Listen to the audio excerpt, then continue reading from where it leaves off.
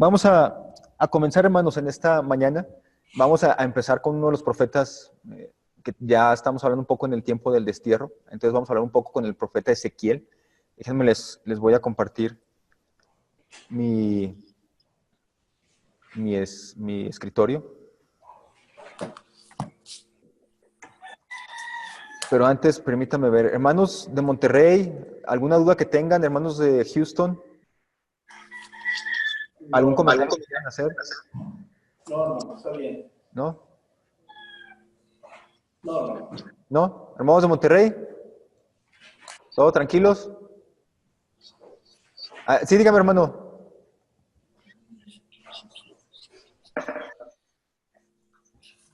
¿Sí va a hablar alguien de Monterrey o no? Pensé que levantaron la mano. ¿No? ¿Sí me escuchan bien los de Monterrey? Sí, ok. Excelente. Bien, hermanos.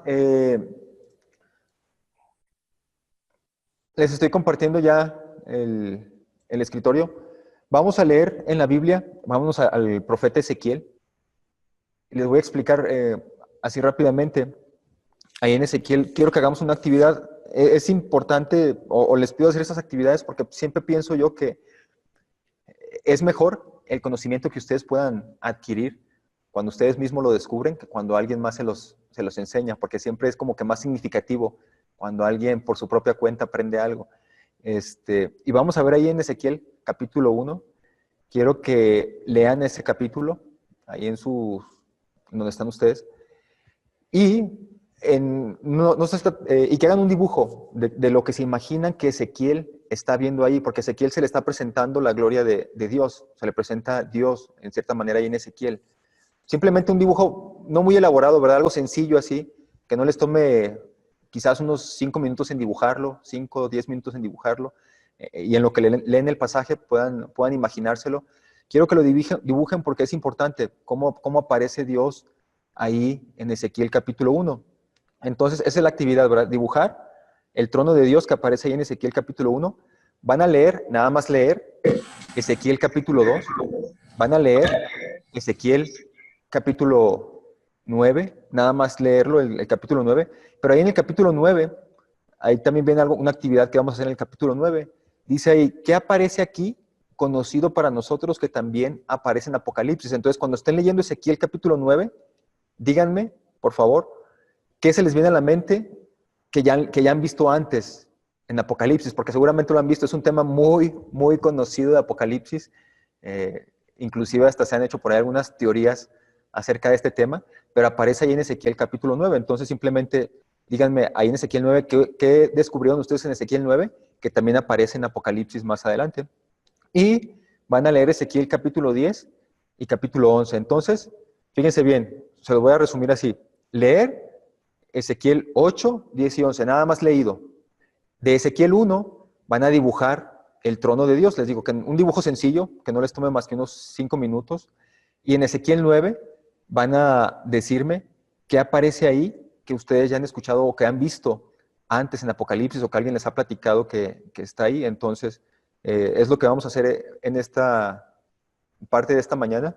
Los voy a dejar para que puedan leer y todo esto, como a las 9:45.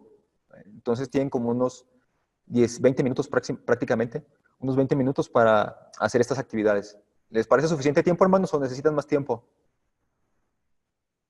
¿Sí? Bien, vamos, hermanos, ánimo. Vamos a orar para comenzar la clase y esta actividad la vamos a hacer. Padre bendito, te agradezco, Señor, por la oportunidad que nos das de estar juntos, por la oportunidad, Señor, de compartir tu palabra. Gracias, Señor, porque nos das la bendición de siempre estar estudiando, investigando, Señor, pero lo hacemos, Señor, porque queremos, de alguna manera, glorificarte con nuestras vidas, Señor, que lo que leemos en tu palabra transforme nuestros corazones y que también podamos ser luz en medio de otras personas, Señor, que podamos compartir lo que aprendemos, que podamos guiarlos y todo eso que descubrimos, Señor, que realmente nos sirva para que tu nombre sea glorificado aquí en la tierra. Te lo pedimos, Padre, en Cristo Jesús. Amén. Bien. Hermanos, ¿alguna duda? ¿Comentario? Si tienen alguna duda, ya saben, hermanos, necesito que levanten la mano porque yo a todos los pongo en silencio para que el audio no digamos, no se ensucie mucho. Entonces, cuando tengan alguna duda, levanten la mano y les abro el micrófono. Ok, hermano Sí, dígame, Sí, dígame, hermano. hermano. Sí, hermano.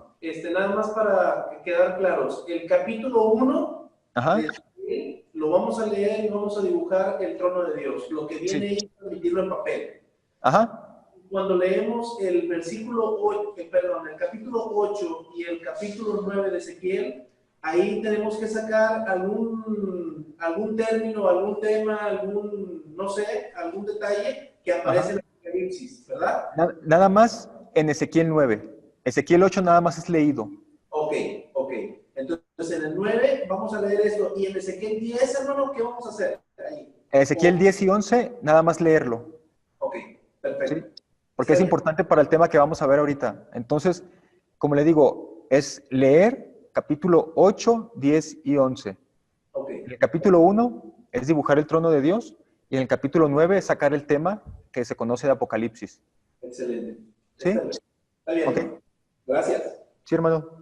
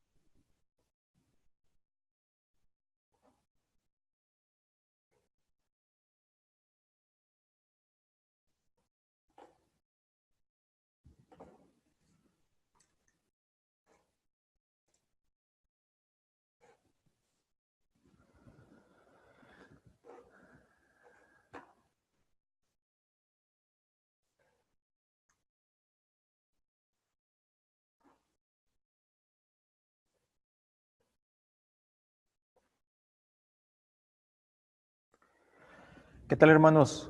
¿Cómo van? ¿Les falta tiempo? ¿Dónde? ¿Les falta tiempo? Sí. ¿Sí? ¿Unos 5 minutos más? Oh, no, deme 8 más. 8, unos 10 minutos más pues, hermanos.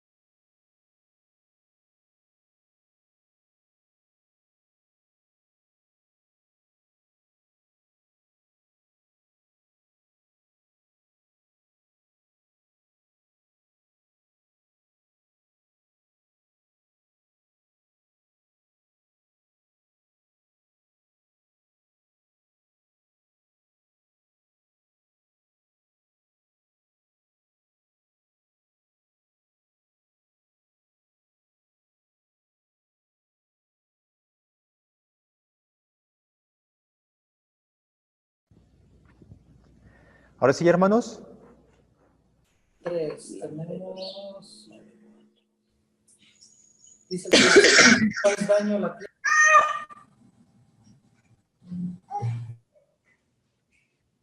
Bien. A ver, hermanos, ¿quién de ustedes nos enseña su dibujo? Así no importa, como lo hayan. A ver, está el hermano. ¿Sí, sí lo vemos, hermano Rafael? Ok. Más para la izquierda, me parece, hermano. Bien, bien. Hermano Jaime nos está enseñando también su dibujo. Se tiene que acercar más, hermano Jaime. Bien, está el trono. Ahí más o menos. Bien, hermanos. Vamos a hablar de esto ahorita. Gracias por sus dibujos. Son interesantes. Eh, Muchas veces cuando leemos los libros proféticos, sí tenemos que hacer esto, ¿verdad? De tratar de imaginarnos, tratar en cierta manera, como de figurar todo ese mensaje que está apareciendo en los profetas de una manera, digamos, pues finalmente es un lenguaje un tanto poético, ¿sí? Un tanto poético, profético, entonces tiene figuras que a veces se nos puede hacer un poco difíciles de entender si la leemos así muy, muy rápido, pero si lo leemos con cuidado y nos imaginamos bien las cosas, van a darse cuenta que trae un significado muy profundo para nosotros. Y ahorita lo vamos a ver en esta mañana, cómo es que funciona este trono que aparece en Ezequiel, a diferencia del trono que aparece en Isaías, ¿verdad? Son diferentes los tronos, en cierta manera, y lo vamos a ver ahorita más adelante. Bien, hermanos, ¿leyeron Ezequiel 8? ¿Está bien? Bien, ahí en Ezequiel 9, alguien que levante la mano, ¿qué encontraron ahí de lo que ustedes creen que también aparece en Apocalipsis? Los nombres, las frentes sellados. ¿Sí? Ok. ¿Las frentes selladas, hermano? Sí. Bueno, hay cosas. Está el cordero que está al pie sobre el monte de Sión, ¿sí? Ajá. Y luego también son los sellos en las frentes. Ok. ¿Sí? Y bueno, eso es lo que ahorita Lo que tenemos. vio. Sí, lo que Sí. vi. Los sellos y el cordero. ¿Alguien más, hermanos? A ver, hermanos de Monterrey, hermano Jaime, hermana.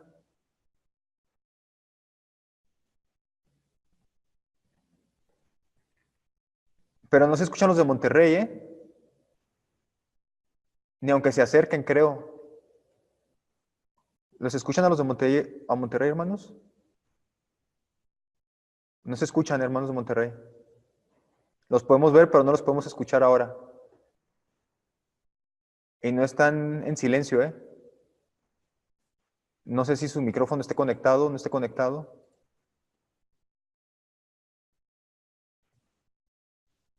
No los escuchamos, hermanos de Monterrey.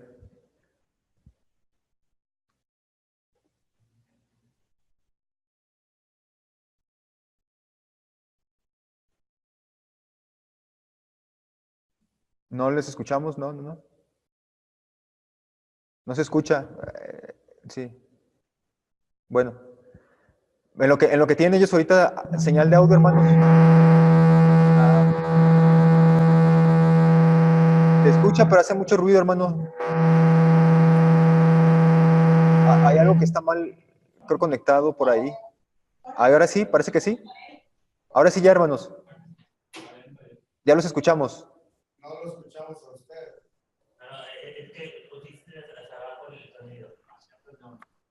Ahí va. Bueno, bueno, bueno. Ahorita sí los escuchábamos, pero ahora no los escuchamos. ¿Pero ustedes sí me escuchan? Ustedes sí me escuchan, pero nosotros no los escuchamos a ustedes. Ajá. Ok, bueno, no sabemos entonces ahora qué sucede con los hermanos de Monterrey.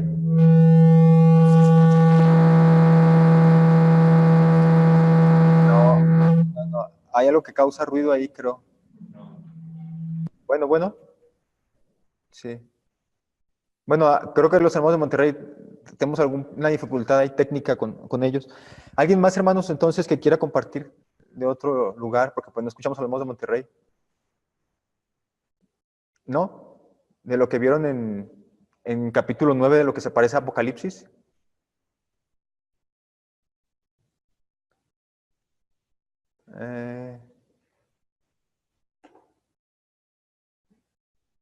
Bueno, ok, si los hermanos de Monterrey no opinan, nos vamos a quedar sin su opinión valiosa, hermanos. Ustedes que siempre hablan. Bueno. Bien, hermanos, pues sí, en Ezequiel 9, algo interesante que aparece ahí es precisamente esta marca. Vamos a ver el versículo 4, capítulo 9 de Ezequiel, dice ahí, le dijo, recorre las calles de Jerusalén y pon una marca en la frente de todos los que lloren y suspiren por los pecados detestables que se cometen en la ciudad.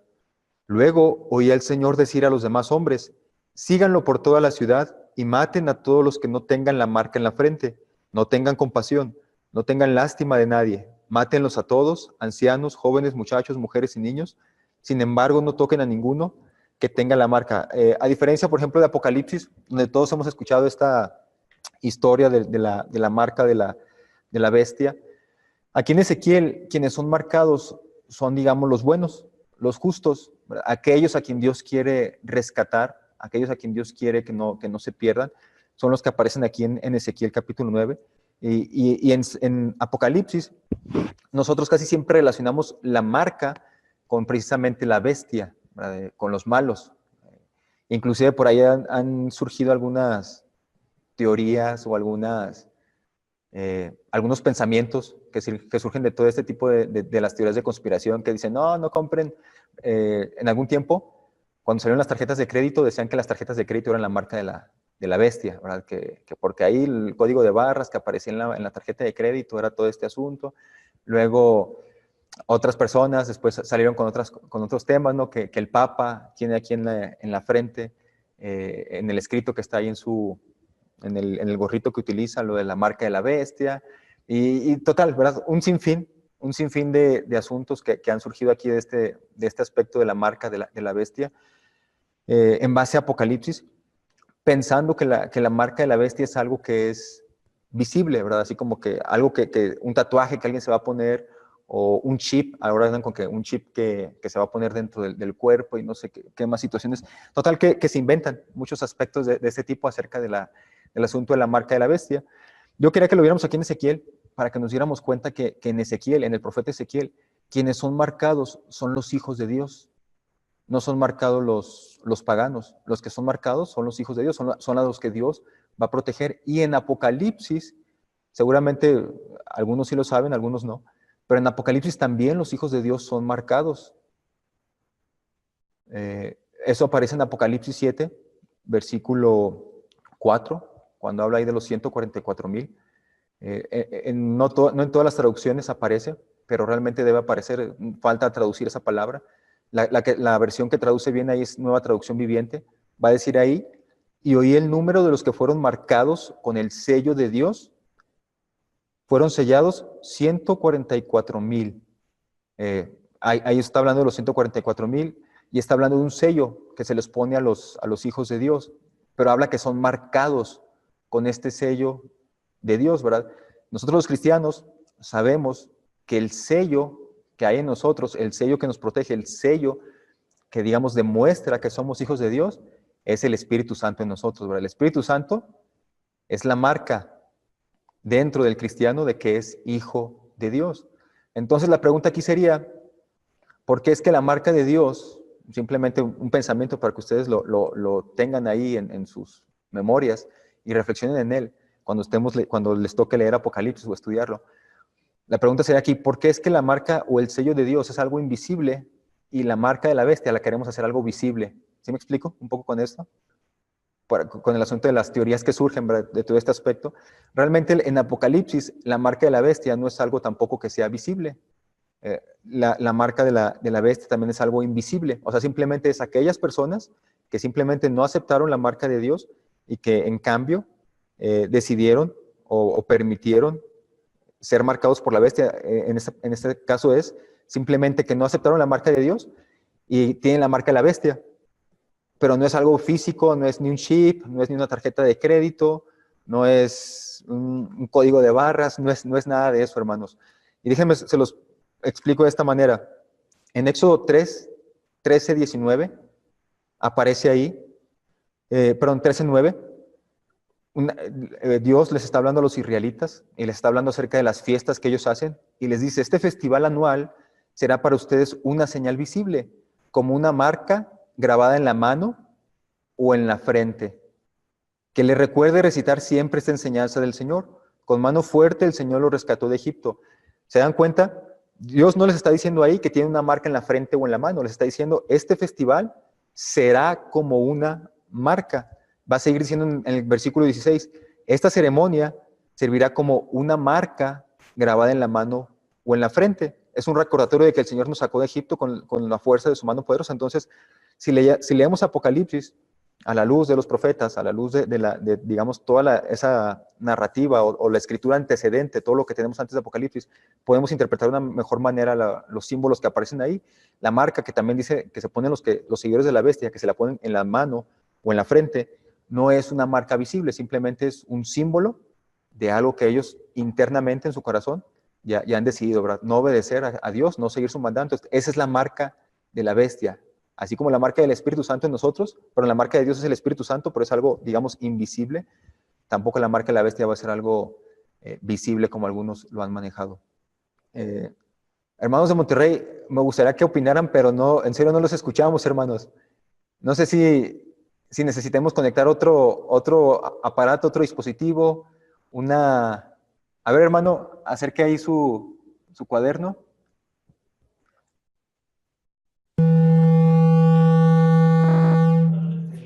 A ver, ahí, hermano, ahí lo escucho, pero...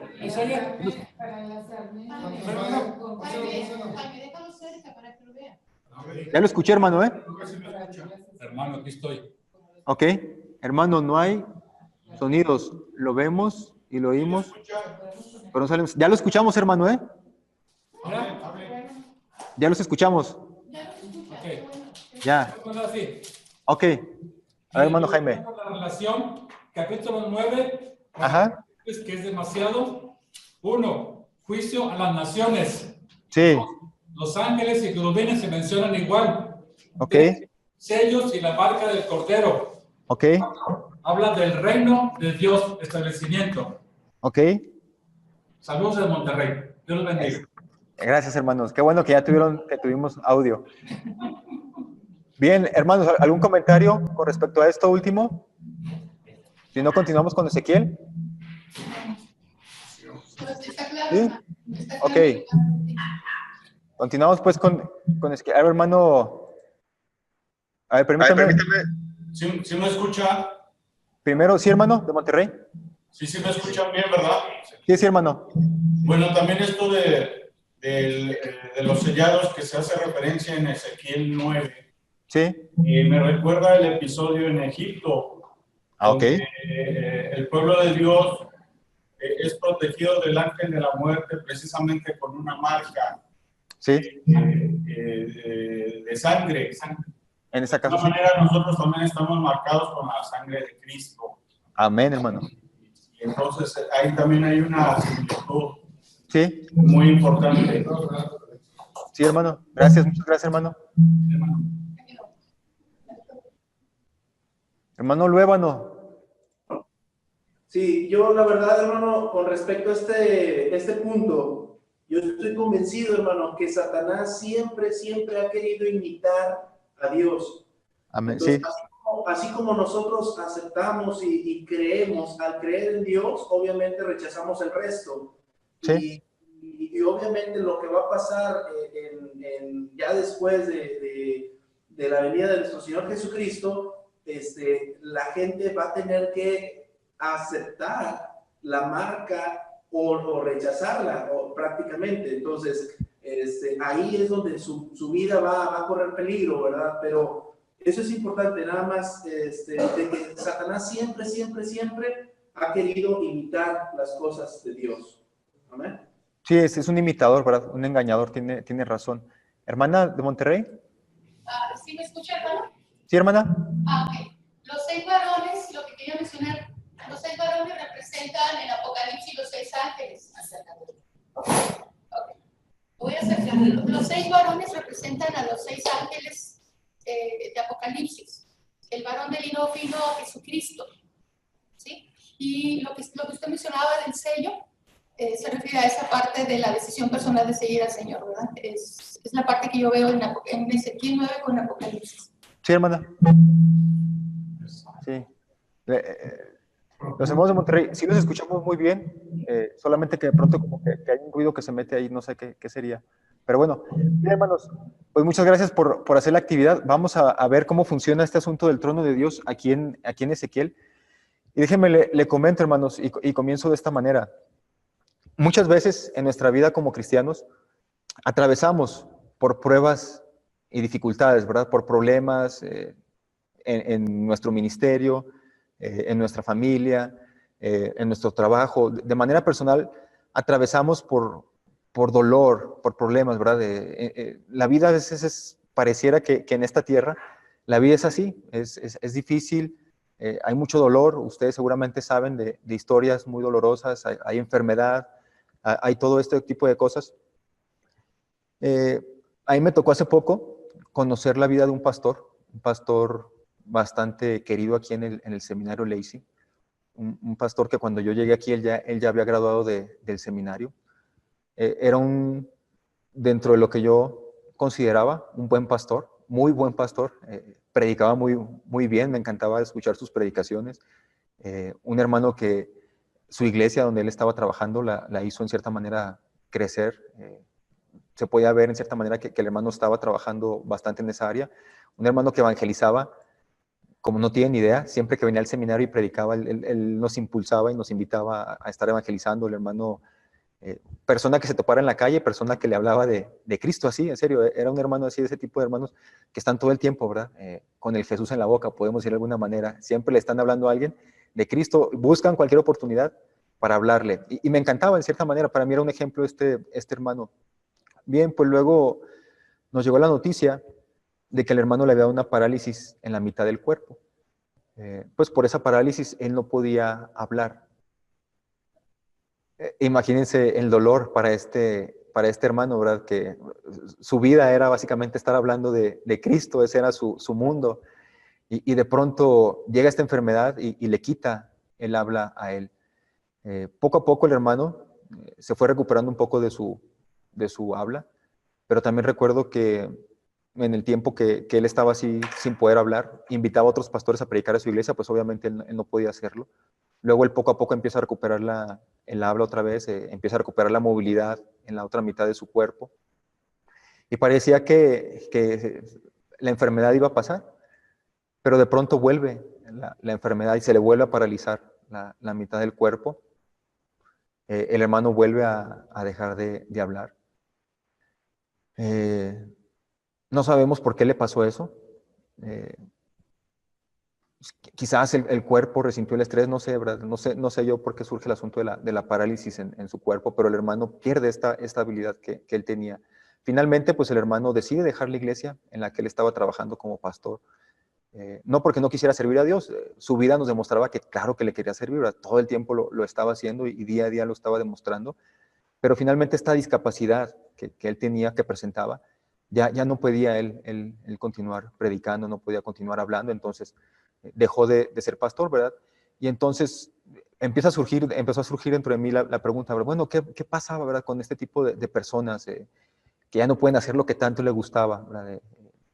Y en cierta manera hace que nos preguntemos, ¿por qué Dios permitiría algo así, ¿verdad? Tan tremendo? Es un siervo de Dios, es alguien que está con él, que está predicando su palabra, que en cierta manera está involucrado en el ministerio. Entonces, es difícil, ¿verdad? Este tipo de situaciones. ¿Dónde está Dios? Nos podemos preguntar en este tipo de situaciones. Y seguramente ustedes nos conocen muchas historias, ¿verdad? De gente que han conocido así, que de pronto nos hace preguntarnos, bueno, ¿dónde vemos aquí a Dios actuando en este momento, ¿verdad? Es difícil a veces verlo así. Bien, hermanos, C.S. Lewis, un escritor, muy buen escritor. Él escribe las Crónicas de Narnia. Si han visto las películas de él, pues saben que él es el autor de de estas películas, de C.S. Lewis. Bueno, no es el autor del libro del que surgen estas películas, pero este es un autor cristiano, es un inglés que finalmente llega al conocimiento del Evangelio y empieza a escribir desde esa perspectiva cristiana. De hecho, en las Crónicas de Narnia es básicamente una representación del Evangelio, solamente que hay en esas figuras que utiliza C.S. Lewis. Y C.S. Lewis, cuando él está hablando acerca del problema del dolor, ¿no? porque él empieza a reflexionar sobre este asunto, fíjense lo que dice: al enfrentarnos al dolor, un poco de valentía ayuda mucho más que el conocimiento. Un poco de comprensión ayuda más que la valentía. Y esto es lo importante: el más leve indicio del amor de Dios, más que todo lo demás. Y es verdad, hermanos, porque en medio del dolor, en medio de los problemas, no podemos sostenernos en nuestro conocimiento, no podemos sostenernos en nuestra razón, tampoco podemos sostenernos en nuestra valentía. Se nos van a acabar, ¿verdad?, todos esos elementos. Donde realmente podemos sostenernos es en el amor de Dios. Debemos estar seguros de que Dios nos ama profundamente y que si estamos atravesando por un problema o estamos en medio de una situación dolorosa, no es algo que a Dios no le importe, al contrario, Él utiliza estas experiencias de la vida para hacer crecer nuestra fe. Entonces, Dios utiliza todo esto para que nuestra fe crezca. Pero tenemos que tener presente, ¿verdad?, que Dios nos ama, que Dios nos ama. No podemos olvidarlo jamás eso, ¿verdad?, que Dios nos ama, para que cuando estemos atravesando este tipo de problemas, este tipo de dificultades que van a aparecer en nuestras vidas, podamos soportarlos, sabiendo que Dios nos ama, ¿verdad?, y que el amor de Dios se demuestra. Y yo quiero que veamos eso en Ezequiel. Ya lo leyeron ustedes. Y a veces lo leemos, creo que cuando leemos los profetas y no entendemos el contexto histórico en el que están escritos y lo leemos sin cuidado, nos perdemos muchas veces de este tipo de situaciones profundas que aparecen ahí y que seguramente son imágenes que nos van a ayudar en nuestra vida como cristianos. Ustedes leyeron Ezequiel, capítulo 1, pero quiero compararlo primero con Isaías, capítulo 6. Ya lo leímos la semana pasada, déjenme lo leo así pronto. Dice la palabra de Dios: el año en que murió el rey Usías, vi al Señor sentado en un majestuoso trono, y el borde de su manto llenaba el templo. Lo asistían poderosos serafines, cada uno tenía 6 alas. Con 2 alas se cubrían el rostro, con 2 se cubrían los pies, y con 2 volaban. Se decían unos a otros: santo, santo, santo es el Señor de los ejércitos celestiales. Toda la tierra está llena de su gloria. Sus voces sacudían el templo hasta los cimientos, y todo el edificio estaba lleno de humo. Entonces dije: todo se ha acabado para mí, estoy condenado, porque soy un pecador, tengo labios impuros, y vivo en medio de un pueblo de labios impuros. Sin embargo, he visto al Rey, el Señor de los ejércitos celestiales. Entonces uno de los serafines volvió hacia mí, con un carbón encendido que había tomado del altar con unas tenazas. Con él tocó mis labios y dijo: ¿ves? Este carbón te ha tocado los labios. Ahora tu culpa ha sido quitada y tus pecados perdonados. Después oí que el Señor preguntaba: ¿a quién enviaré como mensajero de este pueblo? ¿Quién irá por nosotros? Aquí estoy yo, le dije, envíame a mí. Lo vimos la semana pasada, así que no tenemos que hablar tanto de Isaías. Pero Isaías, dijimos la semana pasada que ve a Dios sentado en su majestuoso trono. Pero está sentado ¿en dónde? En el templo en Jerusalén. Si recordamos un poco, el profeta Isaías, cuando el profeta Isaías está escribiendo, o cuando el profeta Isaías está ejerciendo su ministerio, el templo de Jerusalén todavía está de pie, no ha sido destruido. Entonces Isaías ve a Dios, pero está sentado en su trono, está sentado en el templo. ¿Sí me estoy explicando un poco con esto, hermanos, no? Para los israelitas, para los judíos, la presencia de Dios, si nos vamos un poco más atrás, la presencia de Dios estaba simbolizada por el arca del pacto. Y esa arca del pacto estaba dentro de un tabernáculo. Entonces, el tabernáculo era el símbolo de la presencia de Dios. ¿Se acuerdan que ahí era donde Dios se les manifestaba a ellos? Donde aparecía la Shekinah, ¿verdad? Esta nube que era de la gloria de Dios. Y llenaba el tabernáculo, y cuando los israelitas volteaban a ver el tabernáculo y estaba la presencia de Dios, se espantaban y no querían entrar al tabernáculo. Bien, pues para ellos comienza con el arca, luego con el tabernáculo, luego este tabernáculo, David va a tener el deseo de construirle un templo a Dios, y Dios le va a decir que no, porque él ha sido una persona que ha derramado mucha sangre, y entonces le dice: pero lo va a construir tu hijo Salomón. Salomón construye este templo, y Salomón hace una oración después de que termine de construir el templo, Y precisamente Salomón habla de ese símbolo de la presencia de Dios ahí en el templo, ¿verdad? Dice que cuando todos los judíos estén en diferentes lugares y que volteen hacia tu santo templo, ¿verdad? Que miren que aquí está tu presencia en Jerusalén, porque aquí está tu templo. Y entonces, para los judíos, dentro de su concepción, para los israelitas, el templo era este símbolo de la presencia de Dios. Pero bueno, aquí cuando Isaías está viendo esta visión de parte de Dios, es un momento difícil, ya lo habíamos platicado la semana pasada, había muerto el rey de Judá, un rey, en cierta manera bueno, de manera política, pero malo de manera espiritual. Y Isaías ve aquí a Dios sentado en su trono, y esto seguramente le trae seguridad a él. Dice, bueno, aunque en la tierra han muerto reyes, Dios sigue gobernando, ¿verdad? Dios sigue sentado en su trono glorioso, así que no debemos de temer porque Él sigue teniendo el control. Pero luego pasan 140 años desde esta visión de Isaías, pasan 140 años a cuando Ezequiel ve ahora a Dios. Han pasado 140 años desde una visión hasta la otra visión, y vamos a leerlo muy rápido. Dice ahí Ezequiel 1, el 31 de julio de mis 30 años de vida me encontraba con los judíos en el destierro, ¿se dan cuenta? Algo ya ha pasado aquí. Ya están en el destierro, o están en el exilio. El templo de Jerusalén ya no existe. El templo de Jerusalén va a ser destruido muy pronto, ¿verdad? Quizás cuando Ezequiel está viendo esto al principio, el templo todavía no está destruido, pero ya muy próximamente va a ser destruido. Pero ya está comenzando el destierro, están empezando a ir al exilio todos ellos. Entonces, Ezequiel está ahí con los desterrados, junto al río Quebar, dice ahí, en Babilonia, cuando se abrieron los cielos y tuve visiones de Dios. Eso ocurrió durante el 5º año de la cautividad del rey Joaquín. El Señor le dio este mensaje al sacerdote Ezequiel, hijo de Buzi, junto al río Quebar, en la tierra de los babilonios, y él sintió que la mano del Señor se apoderó de él. Mientras miraba, vi una gran tormenta que venía del norte empujando una nube enorme que resplandecía con relámpagos y brillaba con una luz radiante. Dentro de la nube había fuego, y en medio del fuego resplandecía algo que parecía como de ámbar reluciente. Del centro de la nube salieron 4 seres vivientes que parecían humanos, solo que cada uno tenía 4 caras y 4 alas.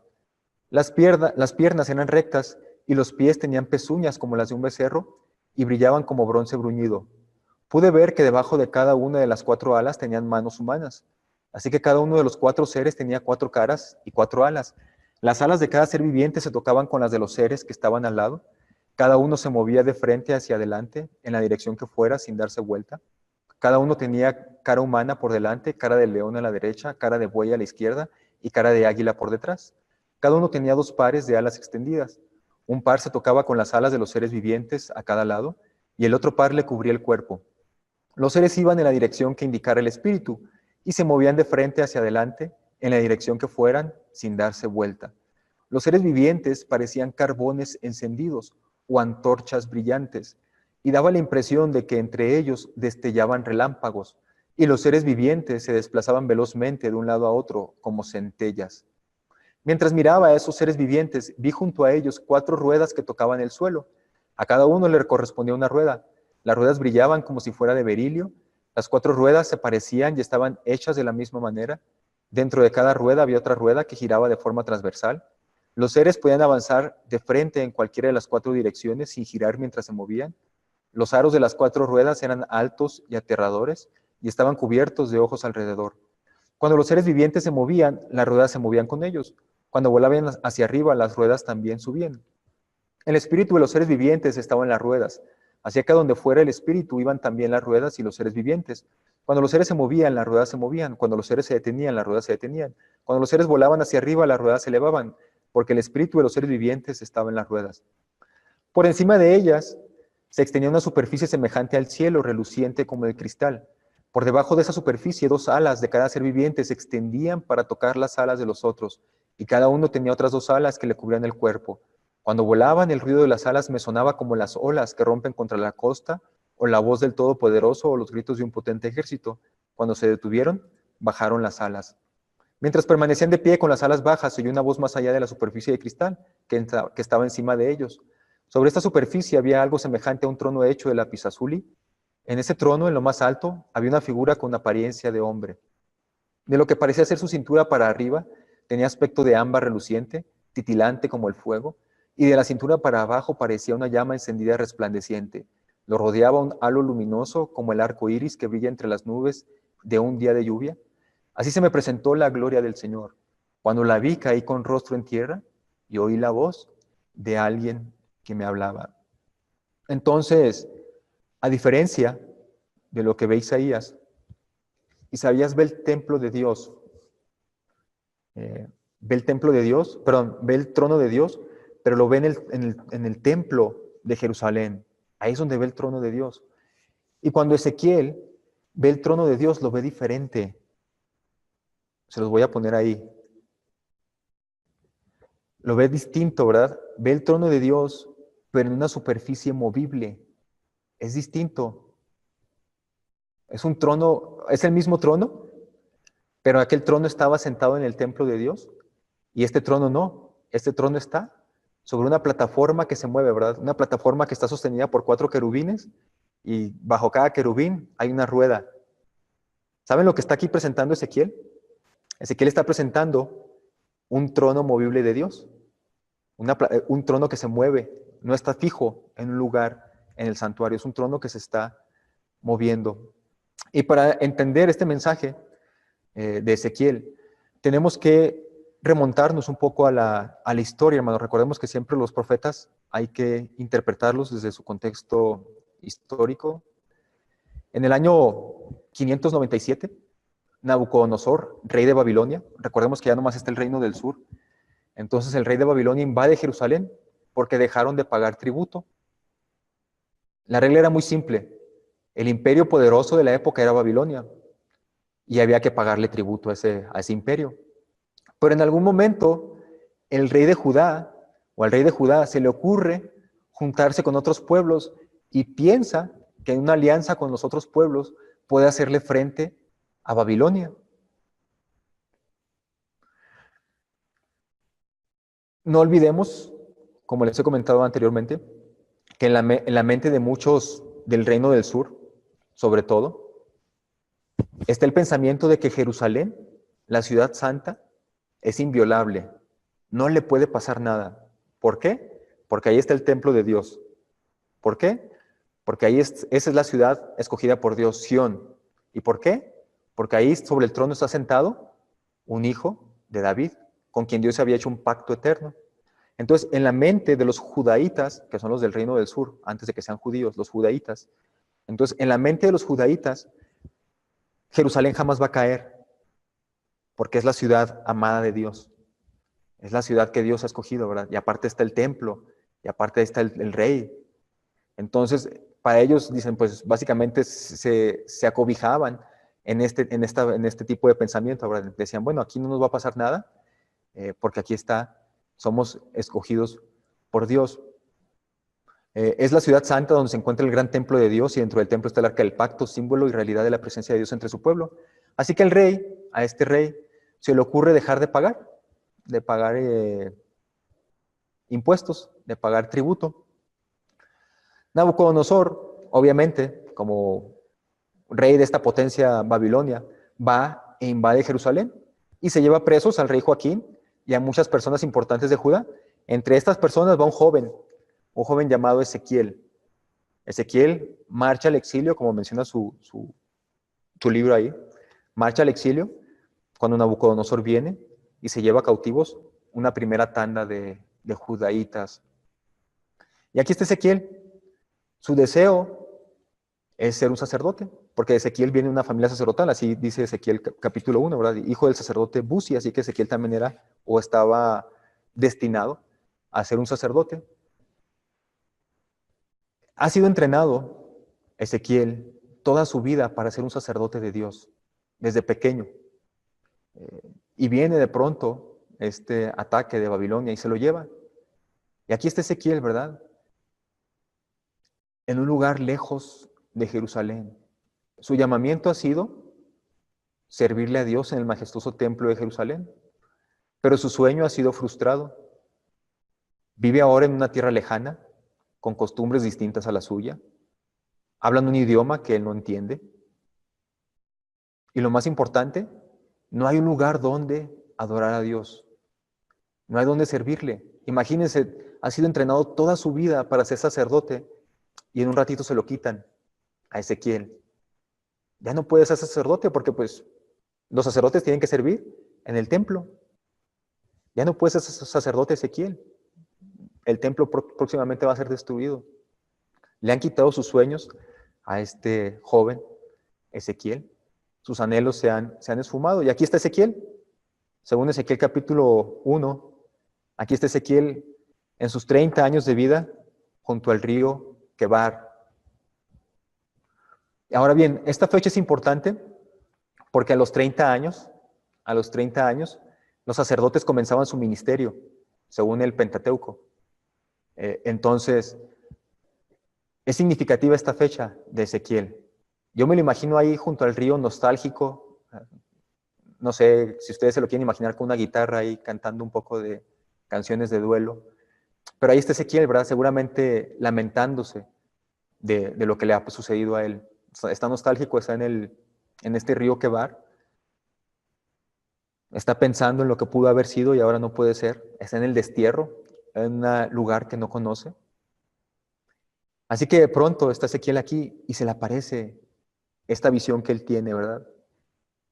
Del trono de Dios movible, que se le presenta ahí a Ezequiel en Babilonia. 4 querubines, cada uno con 4 caras diferentes, sostienen una plataforma que según el pasaje se orientan en todas las direcciones y ayudados por 4 ruedas. Y sobre esta plataforma se encuentra el trono de Dios. Todo el conjunto, según el pasaje, todo el conjunto se movía con un gran ruido y a veces se elevaba sobre el aire y a veces se iba en direcciones distintas, ¿verdad? Según el Espíritu, daba que se moviera esta plataforma movible de Dios. Y es interesante, hermanos, porque de aquí nos debe hacer surgir una pregunta. ¿Qué está haciendo Dios en Babilonia? ¿Qué está haciendo ahí Dios? Dios no debería estar ahí en Babilonia. Dios debería estar en el templo. Ahí es donde es la presencia de Dios. O sea, en la mente de los judíos, Dios debería estar en Jerusalén, en su templo. ¿Qué está haciendo Dios en Babilonia? Surge esta pregunta. Si leemos Ezequiel capítulo 8, 10 y 11, como ustedes ya lo leyeron, no lo vamos a leer, nos vamos a dar cuenta que Dios transporta en una visión a Ezequiel hacia su templo para que Ezequiel se diera cuenta de todo lo malo que estaban haciendo ahí en el templo de Dios. Y ustedes ya lo leyeron, estaban adorando a otros dioses, pusieron imágenes de otros dioses dentro del templo de Dios. Para los sacerdotes, dentro del tabernáculo, dentro del santuario, tenían cuartitos escondidos donde tenían allá sus capillitas y adoraban a sus otros dioses dentro del santuario de Dios. Y entonces Dios sale de Jerusalén, deja el templo, ¿verdad? Lo abandona. Pero eso es lo interesante, hermanos. Ezequiel está ya en el destierro, junto con más gente que se fueron al exilio, y está ya triste y lamentándose, y se puede preguntar seguramente, ¿dónde está Dios, verdad? En estos momentos, ¿dónde está Dios? Y Ezequiel 11, versículo 16, nos da la respuesta. Y dice ahí la palabra de Dios: diles a los desterrados, a pesar de que los esparcí por los países del mundo, yo seré un santuario para ustedes durante su tiempo en el destierro. Toda esta visión, hermanos, tiene un significado profundo, porque allí, precisamente a las orillas del río Quebar, en medio de un pueblo pecador, Jehová sigue sentado en su trono. La presencia de Dios no está limitada al templo de Jerusalén. La presencia de Dios no conoce límites ni fronteras. Ahora iba a estar en medio de un pueblo en la lejana Babilonia. Jehová no era un Dios que solamente pudiera estar en un lugar, ¿verdad? Porque su trono es el mundo entero y la historia es el escenario de su actuación. Los acontecimientos que se van a avecinar, el destierro, el exilio, no es algo que estuviera fuera del control de Dios.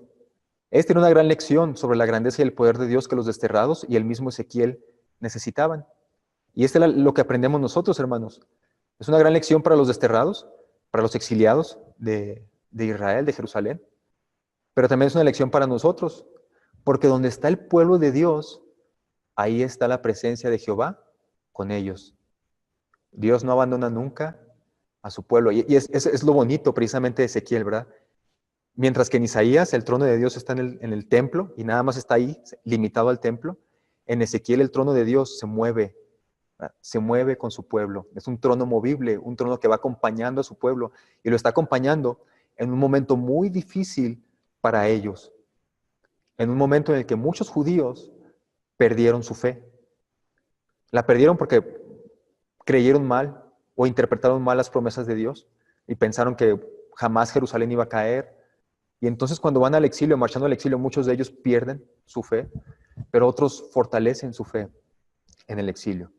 Y entonces es un momento difícil para ellos y esta visión de de Ezequiel, seguramente les debió haber traído a ellos paz y tranquilidad, porque Dios jamás abandona a su pueblo. Y es algo que también tenemos que aprender nosotros, hermanos, ¿verdad? Que Dios no nos abandona a nosotros, donde estemos, ahí va a estar siempre su presencia. A muchos de nosotros nos puede parecer esto difícil de entender, pero cuando lo logramos captar tiene un significado profundo del amor de Dios para nosotros. A veces pudiera parecer que a Dios no le importan nuestras vidas, pero la verdad es que en todo momento Él tiene planes para nosotros. Y parte de esos planes es que atravesemos por estas pruebas con un propósito. Pero nosotros podemos confiar que en medio de esas pruebas o en medio de esos problemas, Dios va a estar con nosotros. Miren, por ejemplo, aquí en Ezequiel podemos saber o podemos hacernos esta pregunta, ¿verdad? ¿Cuál es el propósito de la prueba? ¿Por qué Dios se llevó a los israelitas al destierro? Ya sabemos que mucho del asunto era por su pecado. De hecho, son llevados al destierro porque ellos estaban adorando a otros dioses y Dios les había dicho terminantemente, Dios había dicho que no podían ellos adorar a otros dioses y lo están haciendo, entonces Dios los tiene que castigar y los envía al destierro, pero junto con ellos va gente justa también. O sea, van los que han estado adorando a otros dioses, pero van también judaítas que son justos, judaítas que no han adorado a otros dioses. En cierta manera están pagando justos por pecadores ahí en el destierro. Pero bueno, ahí en Ezequiel 6:9, uno de los propósitos de la prueba por la cual Dios les permite pasar por esta situación, dice, cuando estén desterrados entre las naciones, se acordarán de mí. Reconocerán cuánto me duele la infidelidad de su corazón y la lujuria de sus ojos que anhelan a sus ídolos. Entonces al fin se odiarán a sí mismos por todos sus pecados detestables. Sabrán que solo yo soy el Señor y que hablaba en serio cuando dije que traería esta calamidad sobre ellos. Bien, entonces, por un lado, Dios nos permite atravesar por periodos de crisis para que reconozcamos nuestro pecado. El ser humano es por naturaleza egoísta, somos orgullosos. Y lo peor del caso, hermanos, que yo me he dado cuenta en lo personal, muchas veces los más orgullosos somos ciegos a nuestro propio orgullo. Eso es lo peor. No nos damos cuenta de que somos orgullosos. Así que Dios utiliza esta circunstancia, en este caso el destierro con los israelitas, pero con nosotros las pruebas, las dificultades de la vida, para mostrarnos la necesidad que tenemos de Dios, para mostrarnos que en todo momento nuestra prioridad debe ser Él. Y para mí esto se me hace algo sumamente maravilloso, porque tenemos un Dios que nos exige santidad. Sed santos porque yo soy santo. Tenemos un Dios que nos exige santidad. Es un mandato. Pero no se queda ahí, sino que Él mismo comienza un proceso de purificación en nosotros. ¿Sí me estoy explicando, verdad? Es decir, Dios nos dice, sean santos porque yo soy santos, pero Él sabe que nosotros como seres humanos no podemos lograrlo por nuestras propias fuerzas. Y Él comienza este proceso de transformación en nuestras vidas. Nos da de su Santo Espíritu, que nos redarguye de pecado, de justicia y de juicio, para que nosotros empecemos, ¿verdad?, ese proceso de santificación. Entonces, para mí se me hace maravilloso. O sea, te exige algo, pero te da lo que te está exigiendo. Muchas veces es doloroso el proceso de santificación, pero es necesario porque nuestra medida es parecernos más a Cristo, ¿verdad? Esa es la medida a la que todos anhelamos y aspiramos llegar a ser semejantes a Cristo. El propósito de la prueba, dice en Ezequiel 18:23, ¿acaso piensan que me agrada ver morir a los perversos?, pregunta el Señor soberano. Claro que no. Mi deseo es que se aparten de su conducta perversa y vivan, ¿verdad? El propósito de la prueba y las dificultades es precisamente el otro propósito es llamarnos al arrepentimiento. Por un lado es santificación y por otro lado es llamarnos al arrepentimiento, ¿verdad? Que reconozcamos nuestro pecado. Y podemos darnos cuenta aquí que el propósito del juicio de Dios jamás, jamás, jamás ha sido destruir al ser humano. Quiero que nos quitemos eso de la mente, ¿verdad? Cuando Dios castiga, cuando Dios envía calamidades, no es para castigar, ¿verdad? No es para destruir, perdón. Es para buscar el arrepentimiento.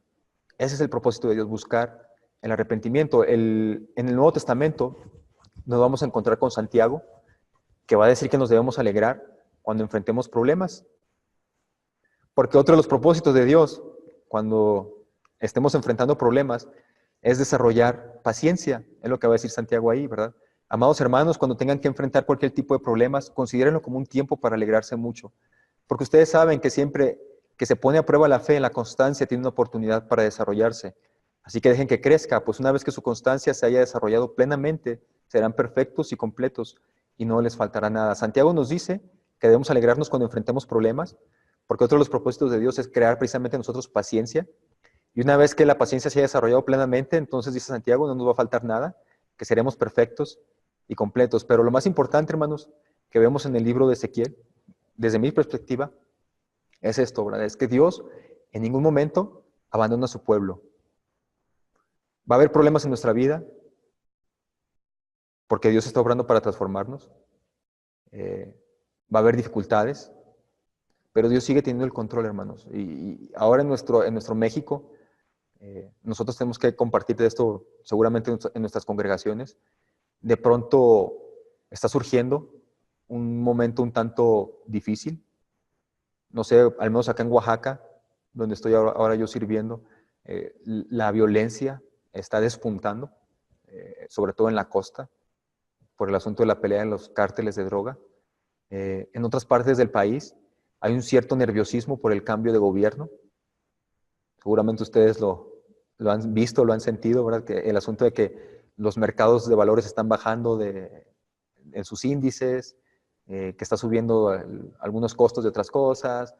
Entonces hay cierto nerviosismo, ¿verdad? En la población, precisamente porque va a haber un cambio político. Y casi siempre los cambios políticos traen nerviosismos y traen todo este tipo de situaciones, de evaluación en la moneda, traen problemas, dificultades a las que tenemos que enfrentarnos. ¿Cómo le vamos a hacer ahora, ¿verdad? Con el sueldo que ya no me alcanza? Todo ese tipo de cosas, hermanos. Pero Ezequiel nos enseña a que debemos estar tranquilos, porque donde está el pueblo de Dios, ahí está Él, y Él sigue sentado en su trono.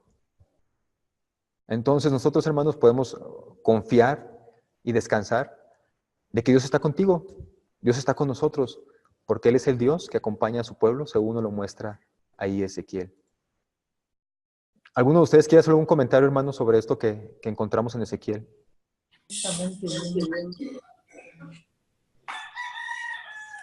Pues sí, es una gran verdad. Dios nunca nos va a dejar. Si no dejó a un pueblo rebelde en el desierto por 40 años, ¿sí?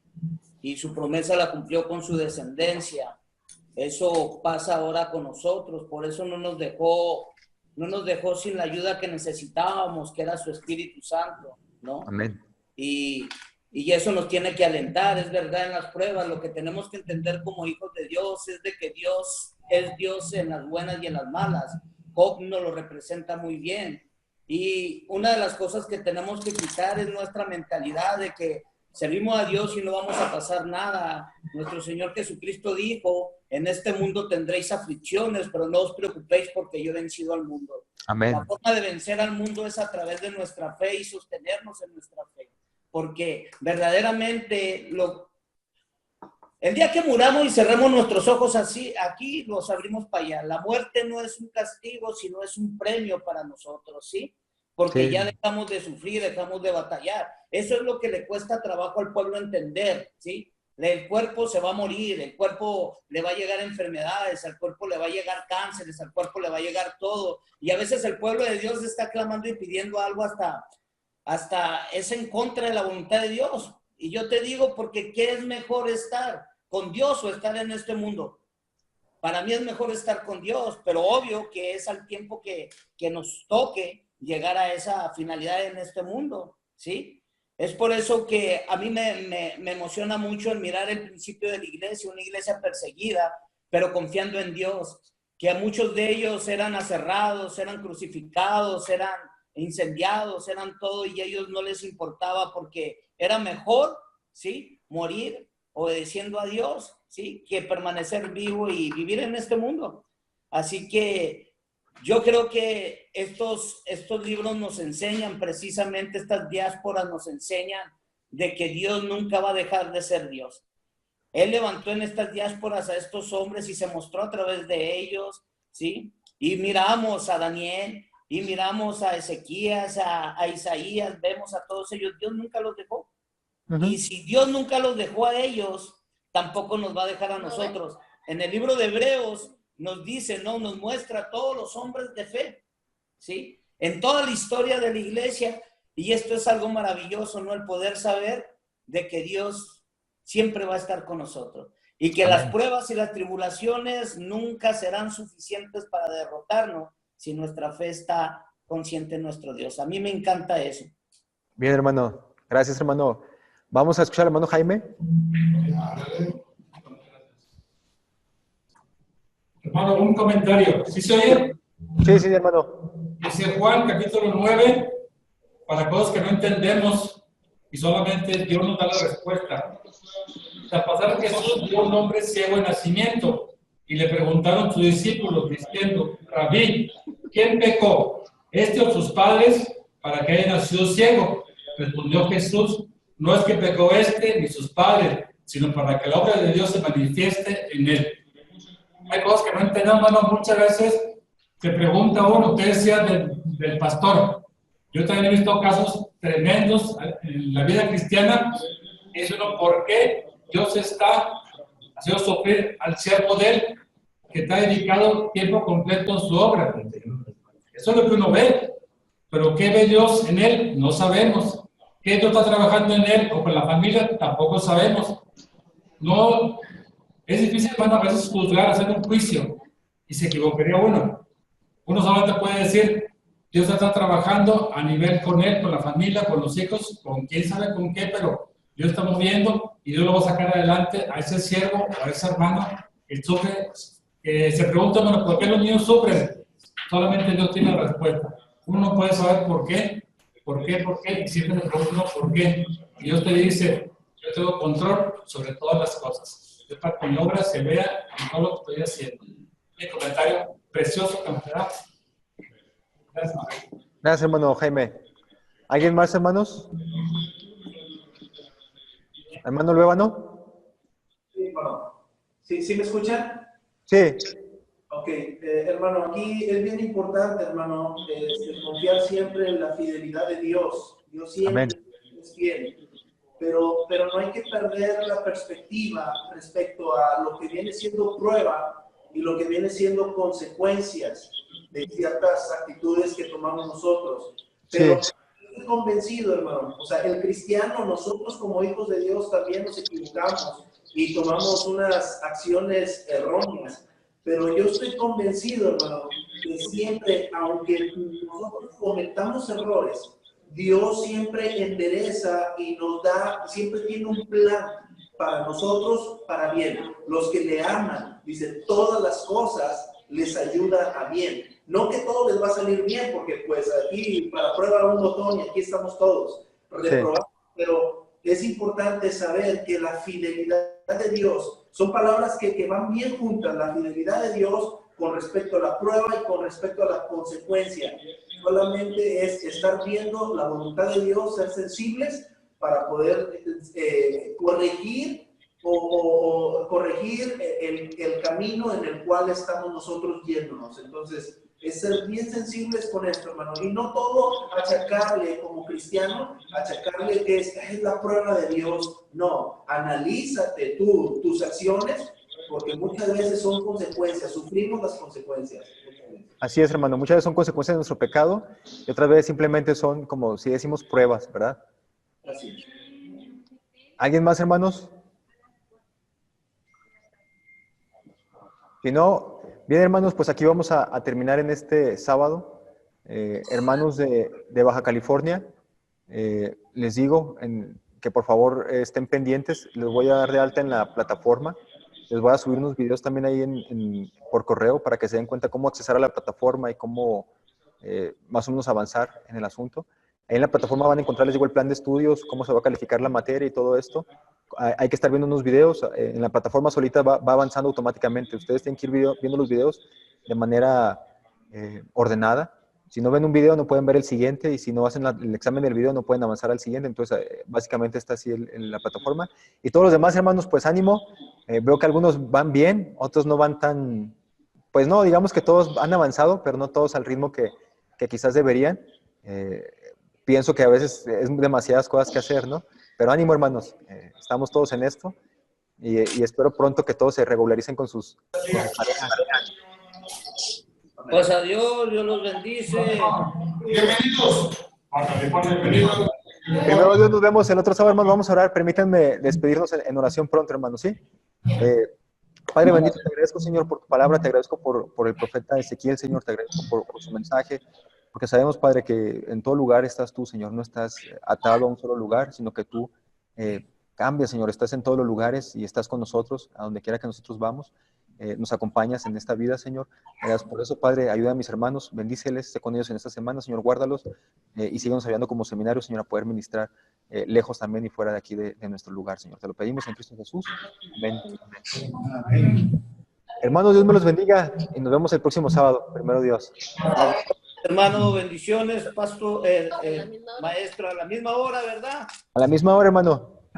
Pues bendiciones, y ahí nosotros vamos a tratar de meternos a las clases, a ver si las podemos ir llevando las atrasadas con las nuevas. Bendiciones. Bendiciones, hermanos. Hasta luego. Hasta luego. Adiós.